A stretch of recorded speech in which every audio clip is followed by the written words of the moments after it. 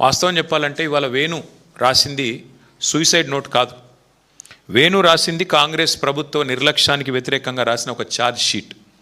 నిన్న మా సోదరులు పువ్వాడ అజయ్ గారు, లింగాల కమలరాజు గారు, మా ఎమ్మెల్సీ తాత మధు గారు, మా మాజీ ఎంపీ నామా నాగేశ్వరరావు గారు అందరూ ఆ పిల్లోని హాస్పిటల్లో పరామర్శించడానికి పోతామంటే పోనివ్వరు. మీరు కలవడానికి వీల్లేదని ఆంక్షలు.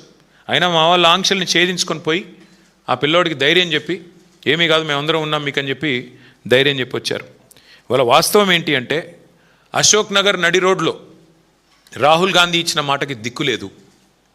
2 లక్షల ఉద్యోగాలు మొదటి సంవత్సరంలోనే ఇస్తాం అని చెప్పిన రాహుల్ గాంధీ, నేను అడుగుతా ఉన్నా ఈరోజు ఇక్కడ పిల్లలు ఆత్మహత్యాయత్నానికి పాల్పడుతుంటే మీరు ఎక్కడ ఉన్నారు రాహుల్ గాంధీ అని అడుగుతా ఉన్నా.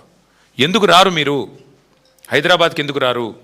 మీరు ఇక్కడ నామినేట్ చేసిన ముఖ్యమంత్రి, మీ కాంగ్రెస్ పార్టీ నామినేట్ చేసిన ముఖ్యమంత్రి ఎండ్రిన్ దాగి చావండి అంటుంటే ఎందుకు మీరు ఉలకరు పలకరు?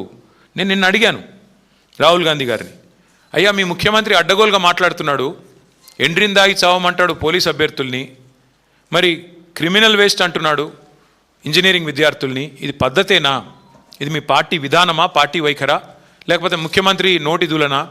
ఏంది ఇది చెప్పు అంటే ఆయన ఎక్కడెక్కడో రాజ్యాంగం పట్టుకుని తిరుగుతాడు తప్ప ఇక్కడ మాత్రం కనబడాడు. ఎక్కడైతే గవర్నమెంట్ ఉందో అక్కడ రాహుల్ గాంధీ ఉండడు, ఎక్కడైతే గవర్నమెంట్ లేదో బాధ్యత లేకుండా ఇష్టం వచ్చినట్టు మాట్లాడతాడు. మళ్ళీ ఎక్కడ పడితే అక్కడ సొల్లు మాటలు చెప్పి అడ్డమైన హామీలు ఇచ్చి మళ్ళీ అక్కడ ప్రజల్ని మభ్యపెట్టే ప్రయత్నం.